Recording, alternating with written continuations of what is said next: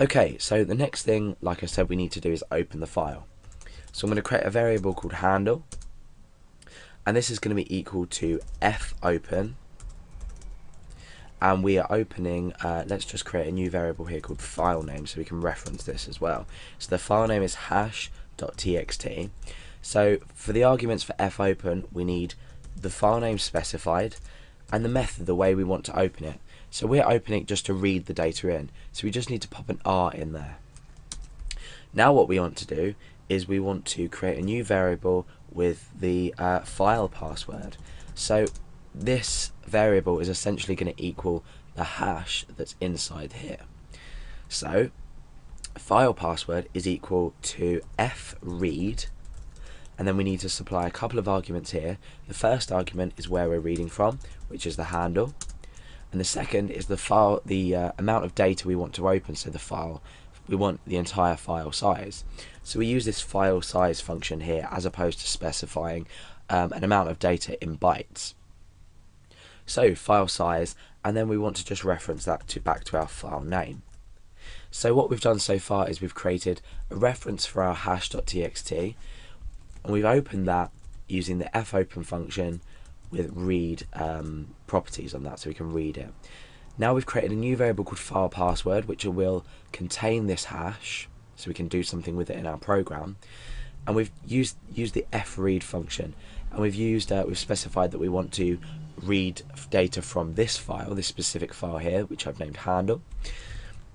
And then we're opening the full file size of the hash.txt. So let's just put an echo in front of here, in front of there, so we echo out this data. So let's just type anything in here, it doesn't really matter at this stage, and click submit. You see that we've now gained this hash from this hash.txt file.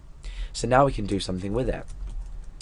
Now what we need to do is we need to hash the password that the user has entered.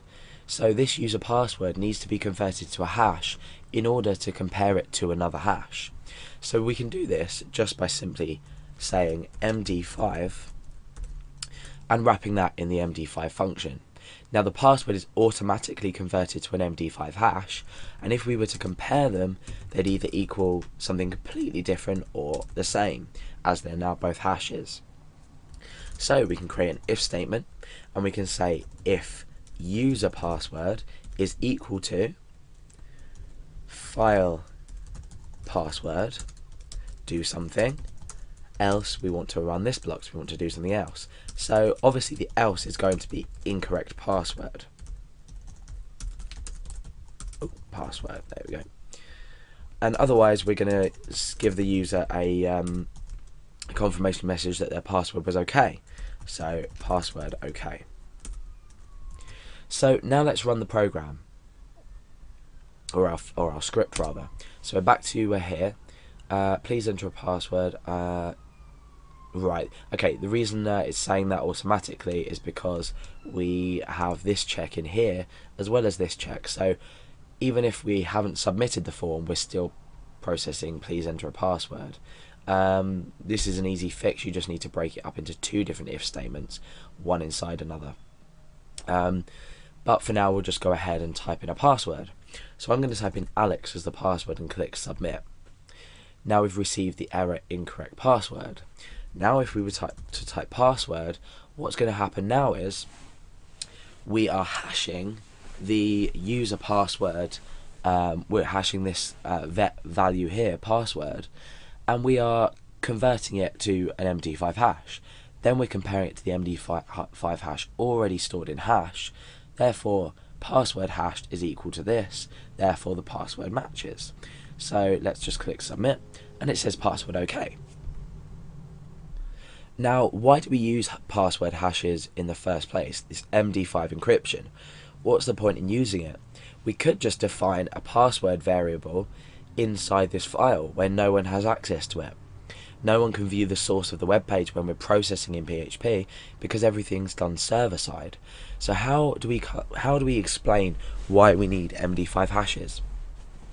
Now the reason is, even though MD5 isn't the most secure form of hashing, and it isn't the most secure form of encryption, it can be cracked easily by checking using a brute force method.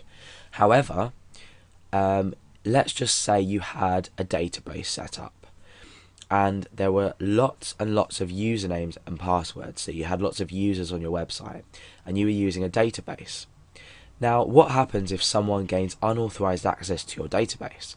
What's going to happen is they are going to be able to see all your passwords if they're unencrypted.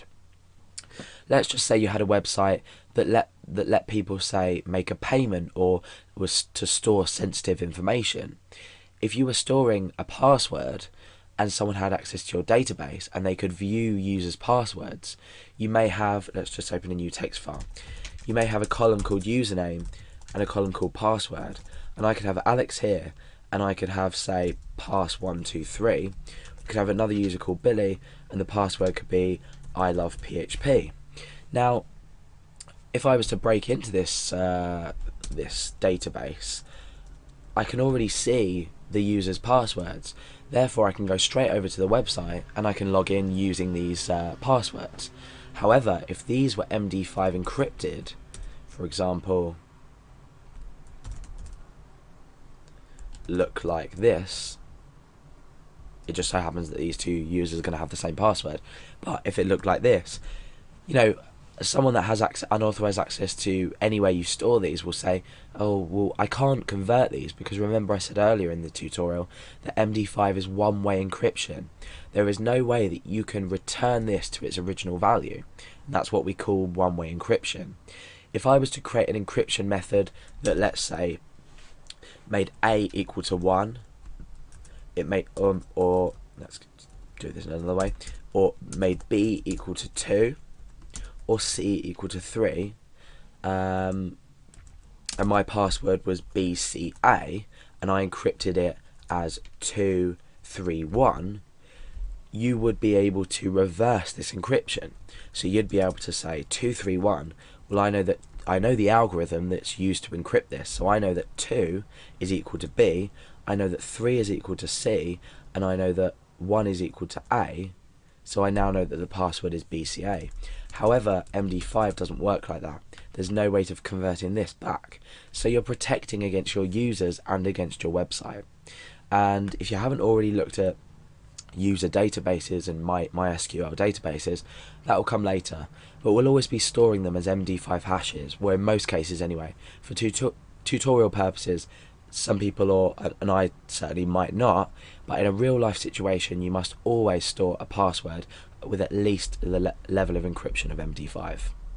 Okay, so that's about it for MD5. I hope you learned something, and remember to always encrypt passwords with one-way algorithms.